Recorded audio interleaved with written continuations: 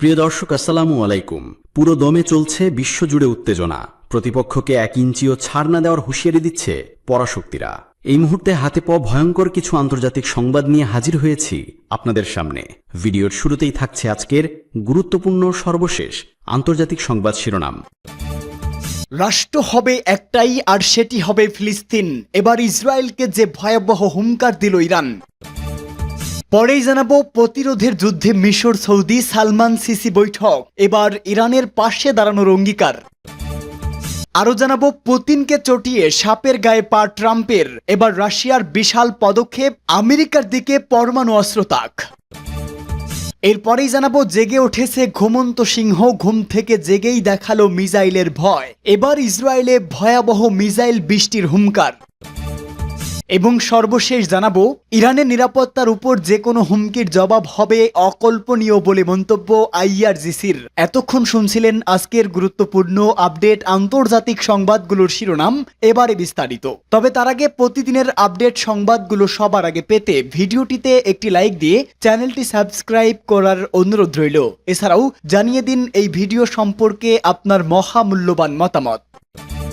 ফিলিস্তিনের স্বাধীনতা সংগ্রামীদের অস্ত্র ত্যাগ করতে হবে, তাহলেই মিলবে স্বীকৃতি, এমন মোলা ঝুলিয়ে কয়েকদিন ধরেই বিভিন্ন দেশ গলা ফাটাচ্ছে। তাতে সায় দিয়েছে সৌদি, কাতারের মতো প্রভাবশালী আরব রাষ্ট্রগুলো। কিন্তু সব শেয়ালেরই যেন একই বর, হামাসকে অস্ত্র সমর্পণ করতে হবে। তবে এসব মানতে রাজি নয় ইরান, রীতিমতো হুঙ্কার ছেড়েছে তারা। দুরাষ্ট্রের সমাধানকে মানতে পারছেন না আয়াতুল্লাহ খামেনির দেশ।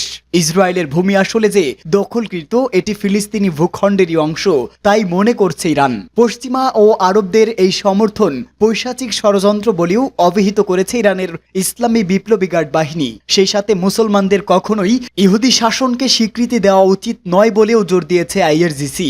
এক বিবৃতিতে এই হুঙ্কার দেয় ইরানি বিপ্লবী গার্ড বাহিনী। বিবৃতিতে আইআরজিসি বলে, গাজার নির্যাতিত জনগণকে মৌলিক সুবিধা থেকে বঞ্চিত করে ইসরায়েলি সরকার মানবাধিকার এবং আন্তর্জাতিক আইনের স্পষ্ট লঙ্ঘন করছে। পবিত্র ভূখণ্ডের মানুষদের পানি, খাদ্য ও ঔষধের মতো মৌলিক সম্পদ না দেওয়া মানবতার বিরুদ্ধে অপরাধ বলেও মন্তব্য করেছেন তারা। এদিকে গত জুলাইয়ে প্রথম পশ্চিমা রাষ্ট্র হিসাবে ফিলিস্তিনকে স্বীকৃতি দেওয়ার ঘোষণা দেয় ফ্রান্স। আগামী সেপ্টেম্বরে জাতিসংঘের সাধারণ পরিষদে নির্যাতিত রাষ্ট্রটিকে স্বাধীনের ঘোষণা দেবে ফ্রান্স। এরপরেই কানাডা, যুক্তরাজ্যের মতো G7 জোটের দেশগুলো ফিলিস্তিন ইস্যুতে একই অবস্থানের ঘোষণা করে। এছাড়া দখলদার ইসরায়েলের বিরুদ্ধে ইতোমধ্যেই ব্যবস্থা নিয়েছে স্লোভেনিয়া ও নেদারল্যান্ডের মতো দেশগুলো। তবে ফিলিস্তিন ইস্যুতে আইআরজিসির অবস্থান বদলে দিতে পারে সব হিসাব নিকাশ, বলছে মধ্যপ্রাচ্য বিষয়ক বিশ্লেষকেরা। বিভেদ দূরে ঠেলে মধ্যপ্রাচ্যে ক্রমেই বাড়ছে সব মুসলিম দেশগুলোর পরস্পরের কাছাকাছি আসার প্রবণতা। তারই অংশ হিসাবে এবার সৌদি আরবের crown prince Mohammed bin Salman এবং মিশরের president Abdel Fattah al Sisi গুরুত্বপূর্ণ এক বৈঠকে মিলিত হলেন। এই বৈঠক ঘিরে এরই মধ্যে শুরু হয়ে গেছে জোর জল্পনা কল্পনা। ইসরায়েল এবং তার পৃষ্ঠপোষক আমেরিকার বলয় থেকে বের হয়ে তবে কি মুসলিম দেশগুলো ইরানের সঙ্গে ঐক্যবদ্ধ হওয়ার প্রতিক্রিয়া শুরু করতে যাচ্ছে? বিশ্লেষকরা বলছে, যদি সৌদি আরব এবং মিশরের মতো বৃহৎ অর্থনৈতিক এবং সামরিক শক্তি ফিলিস্তিন ও গাজা প্রশ্নে ইরানের পাশে দাঁড়ায়, তবে পাল্টে যেতে পারে দৃশ্যপট। ফিলিস্তিন এবং লেবাননে ইসরায়েলের বর্বরতার সরব প্রতিবাদ এখন পর্যন্ত ইরান এবং ইসলামী প্রতিরোধ আন্দোলনের বিভিন্ন গোষ্ঠীগুলো ছাড়া মধ্যপ্রাচ্যের মুসলিম পরাশক্তিগুলো দেখায়নি। তবে পরিস্থিতি পরিবর্তন হচ্ছে ধীরে ধীরে। এরই মধ্যে সৌদি আরব, কাতারের মতো দেশগুলো ইসরায়েলকে ইরানের স্থাপনায় হামলা না করার ব্যাপারে সতর্ক করে দিয়েছিল। দিনের পর দিন ধ্বংসযজ্ঞ চালালেও মুসলিম দেশগুলোর নিজেদের মধ্যে থাকা বিভক্তির মূল্য প্রাণ দিয়ে পরিশোধ করে আসছে ফিলিস্তিনিরা। তবে ফিলিস্তিন ও লেবাননে স্মরণকালে সবচেয়ে ভয়াবহ হামলায় সব সীমা পার করে ফেলেছে ইসরায়েল। এবার ঐক্যবদ্ধ হতে শুরু করেছে মুসলিম পরাশক্তিগুলো। সব বিভেদ দূর করে মুসলিমদের রক্ষায় মুসলিম দেশগুলোর এই জাগরণ মহাজোয়ারে রূপ নিয়েছে। এমন পরিস্থিতিতে মধ্যপ্রাচ্যে চলমান যুদ্ধ নিয়ে আলোচনায় বসছে মুসলিম দেশগুলোর শক্তিশালী দুই ভীত। নিজেদের ভুল হয়তো বুঝতে পেরেছে সৌদি আরব ও মিশর। এমন করে চলতে দিলে নেতানিয়াহু তাদের দেশেও একসময় হাত বাড়াবে বলে দানব এই শক্তিগুলোর বলয় থেকে সরতে শুরু করেছে তারা। বিপুল সামরিক শক্তি নিয়েও অনেকটা ক্ষমতার স্বার্থেই ইসরায়েলের বিরুদ্ধে কাজ করেনি মিশরের আব্দেল ফাতাহ আল সিসির সরকার। এছাড়াও অর্থনৈতিক দুর্দশাগ্রস্ত দেশটিকে আর্থিক সহায়তা দিয়ে বেঁধে রেখেছে ইসরায়েল ও যুক্তরাষ্ট্র। তবে সাম্প্রতিক সময়ে মিশরে, কাতার কাতার, সৌদি আরব ও চীনের মতো দেশগুলোর কোটি কোটি ডলার বিনিয়োগ করায় কমছে যুক্তরাষ্ট্রের কর্তৃত্ব। এছাড়াও মুসলিমদের এমন নিপীড়নে মিশরের সরকারের চুপ করে থাকার বিরুদ্ধে ফুঁসে উঠছে সাধারণ জনগণও। এই অবস্থায় সৌদি আরব, কাতারের মতো দেশগুলোর সহায়তায় যুক্তরাষ্ট্র ও ইসরায়েলের নিয়ন্ত্রণ থেকে বেরিয়ে আসার ইঙ্গিত দিচ্ছে মিশর। এখন থেকে রাশিয়া আমেরিকার দিকে পরমাণু অস্ত্র তাক করতে পারবে, এমন ভয়ঙ্কর সিদ্ধান্ত নিয়েছেন রুশ প্রেসিডেন্ট ভ্লাদিমির পুতিন।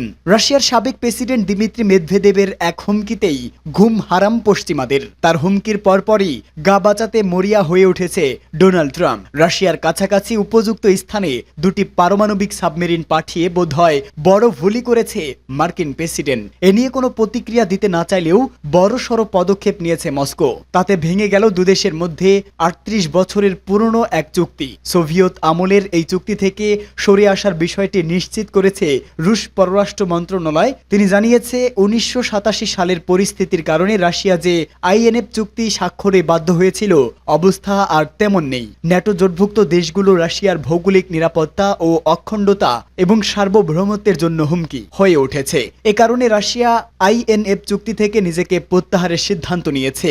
১৯৮৭ সালে স্বাক্ষরিত দুদেশের মধ্যে আইএনএফ চুক্তির মূল শর্তই ছিল সোভিয়েত ইউনিয়ন এবং আমেরিকা কখনো পরস্পরের দিকে তাক করে পরমাণু মোতায়েন করবে না। কিন্তু সম্প্রতি এই শর্ত ভেঙেছে মার্কিন প্রেসিডেন্ট। চলতি বছরের আগস্টের শুরুতেই ট্রাম্প জানান তিনি রাশিয়ার কাছাকাছি উপযুক্ত স্থানে দুটি পরমাণু অস্ত্রবাহী সাবমেরিন মোতায়েনের নির্দেশ দিয়েছেন। তবে সাবমেরিন দুটি পারমাণবিক অস্ত্র বহন করছে কিনা সে বিষয়ে কোনো তথ্য দেয়নি ট্রাম্প। এদিকে ট্রাম্পের পদক্ষেপ মোটেও আমলে নিচ্ছে না মস্কো। এক আনুষ্ঠানিক বিবৃতিতে ক্রেমলিনের মুখপাত্র দিমিত্রি পেসকভ বলেছেন, পারমাণবিক অস্ত্র সংক্রান্ত যে কোনো বক্তব্য খুবই সংবেদনশীল, তাই এটি নিয়ে সবাইকে অত্যন্ত সতর্ক থাকতে হবে। এমনকি অপ্রয়োজনীয় ব্যাপারটি নিয়ে বিবৃতি শুধু উত্তেজনায় বাড়াবে বলেও মন্তব্য করেছে ক্রেমলিনের মুখপাত্র। এর আগে গত জুলাই ট্রাম্পের বিরুদ্ধে রাশিয়ার সাথে আলটিমেটাম গেম খেলার অভিযোগ এনেছিল দিমিত্রি মেদভেদেব। তিনি বলেছেন, প্রতিটি নতুন আলটিমেটাম একটি হুমকি এবং যুদ্ধের দিকে এক ধাপ অগ্রসর হওয়ার মতো হুঁশিয়ারি উচ্চারণ করেন তিনি। ইসরায়েলের বিরুদ্ধে আবারও বড় এবং ভয়ঙ্কর যুদ্ধের প্রস্তুতি শেষ করেছে ইরানের ছায়া যোদ্ধা লেবাননের হিজবুল্লাহ। বেনিয়ামিন নেতানিয়াহুর একটি মাত্র ভুলেই মিসাইল বৃষ্টিতে ছারখার হয়ে যাবে দখলদার বাহিনীর দেশ। যোদ্ধাদের মাত্র ১ ঘন্টার প্রতিরোধেই ভেঙে পড়বে ইসরায়েলের নিরাপত্তা ব্যবস্থা, এমন হুঁশিয়ারি উচ্চারণ করেছে সংগঠনটির মহাসচিব শেখ নাইম কাশেম। হিজবুল্লাহ মহাসচিবের সতর্ক বার্তা, যুদ্ধবিরতি চুক্তি মেনে হিজবুল্লাহ চুপ করে থাকলেও ইসরায়েল যদি কোনো ভুল করে তাহলে এর মাসুল দিতে হবে কড়াই গণ্ডায়। তার মতে, যুদ্ধবিরতি কার্যকরের ৮ মাসে ইসরায়েল যেভাবে নিজেদের নিরাপত্তা নিশ্চিত করে এসেছে, সেই নিরাপত্তা মাত্র ১ ঘন্টার মধ্যেই ধ্বংস হয়ে যেতে পারে হিজবুল্লাহর মিসাইলের আঘাতে। মার্কিন কেন্দ্রীয় গোয়েন্দা সংস্থা সিআইএ ওয়ার্ল্ড ফ্যাক্ট বুক অনুযায়ী ইরান সমর্থিত গোষ্ঠী হিজবুল্লাহর কাছে আছে ১,৫০,০০০-এর বেশি মিসাইল এবং রকেট। এমনকি সংগঠনটির হাতে আছে এমন সব রকেট যা ইসরায়েলের সবখানেই আঘাত হানতে সক্ষম। এর বাইরে আছে আধুনিক মিসাইলের বিশাল বহর, যেগুলো নির্ভুলভাবে লক্ষ্যবস্তুতে আঘাত হানতে সক্ষম। আছে ড্রোন, ট্যাঙ্ক, যুদ্ধ বিমান এবং জাহাজ বিধ্বংসী মিসাইল। মনে করা হয় হিজবুল্লাহকে এসব অস্ত্র সরবরাহ করে থাকে ইরান। এই গোষ্ঠীর অনেক আশ্রয়ই ইরান, রাশিয়া এবং চীনের তৈরি। ২০২২ সালের হিসাব অনুযায়ী সংগঠনে আছে প্রায় ৪৫,০০০ যোদ্ধা, যাদের মধ্যে ২০,০০০ সার্বক্ষণিক যোদ্ধা। ইরানের বিপ্লবী গার্ড বাহিনীর জেনারেল মোহাম্মদ সৈয়দ ইয়াজাদির মৃত্যুর ৪০ দিন উপলক্ষে দেওয়া ভাষণে ইসরায়েলকে কঠিন সতর্ক বার্তা দেন নাইম কাশেম। এ সময় যুদ্ধবিরতি চুক্তি লঙ্ঘন করে ইসরায়েলের কঠোর সমালোচনা করেন নাইম কাশেম। তিনি বলেন, হিজবুল্লাহ কখনোই লেবানন সরকারের সঙ্গে ইসরায়েলের যুদ্ধবিরতি চুক্তি লঙ্ঘন করেনি, কিন্তু লেবাননে প্রতিরোধ শক্তি সুসংহত, দৃঢ় এবং দেশের সার্বভৌমত্ব ও স্বাধীনতা রক্ষায় প্রস্তুত হিজবুল্লাহ। সেই সাথে অস্ত্র সমর্পণের জন্য আসা আন্তর্জাতিক চাপ ও প্রত্যাখ্যান করেছে এই সংগঠনটি। এই সংগঠনটি অস্ত্র ছেড়ে দিলে লেবাননকে কে রক্ষা করবে বলেও প্রশ্ন করেন নাইম কাশেম। আর অস্ত্র সমর্পণ করলেও ইসরায়েল হামলা থামাবে না বলেও শঙ্কা প্রকাশ করেন এই নেতা। নাইম কাশেমের হুমকিতে এটা স্পষ্ট যে ইসরায়েলের সাথে যুদ্ধবিরতির মধ্যে নতুন শক্তিতে নিজেদের সমর ভাণ্ডার আরও বেশি সমৃদ্ধ করে তুলেছে লেবাননের এই প্রতিরোধ গোষ্ঠীটি। ইরানের নিরাপত্তার উপর যে কোনো হুমকির জবাব হবে অকল্পনীয়, আইআরজিসির মন্তব্য। ইরানের Islamic Revolutionary Guard Corps IRGC সতর্ক করে বলেছে, ইরানের নিরাপত্তা প্রতি যে কোনো হুমকির জবাব কঠোর এবং অকল্পনীয় প্রতিক্রিয়ার মুখোমুখি হতে হবে, যা অপারেশন ট্রু প্রমিস 3 ঘটেছিল তার চেয়েও অনেক বেশি। ইরানের সামরিক কমান্ডারদের মৃত্যুর 40তম দিন উপলক্ষে এক বিবৃতিতে ইসলামিক আইআরজিসি জোর দিয়ে বলেছে, ইরানের নিরাপত্তার প্রতি যে কোনো হুমকির জবাব কঠোর এবং অকল্পনীয় প্রতিরক্ষার মুখোমুখি হতে হবে, যা অপারেশন ট্রু প্রমিস 3 ঘটেছিল তার চেয়েও অনেক বেশি। ইরানের সামরিক কমান্ডারদের মৃত্যুর 40তম দিন উপলক্ষে এক বিবৃতিতে ইসলামিক আইআরজিসি জোর দিয়ে বলেন, ইরানের নিরাপত্তার প্রতি যে কোনো হুমকির জবাব শত্রুদের কল্পনার বাইরে এবং অপারেশন ট্রু প্রমিস 3 এর চেয়েও কঠোর প্রতিক্রিয়ার মুখোমুখি হতে হবে।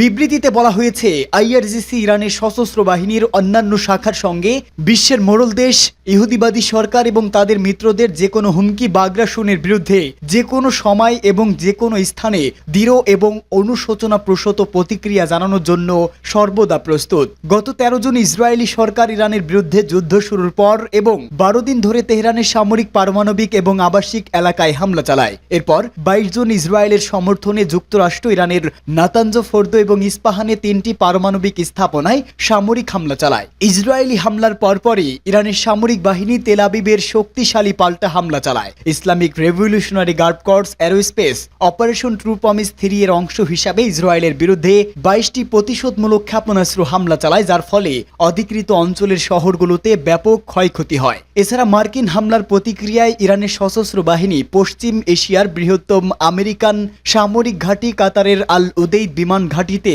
একের পর এক ক্ষেপণাস্ত্র হামলা চালায়। এরপর যুক্তরাষ্ট্রের মধ্যস্থতায় গত 24 জুন দুদেশের মধ্যে যুদ্ধবিরতি কার্যকর হয়।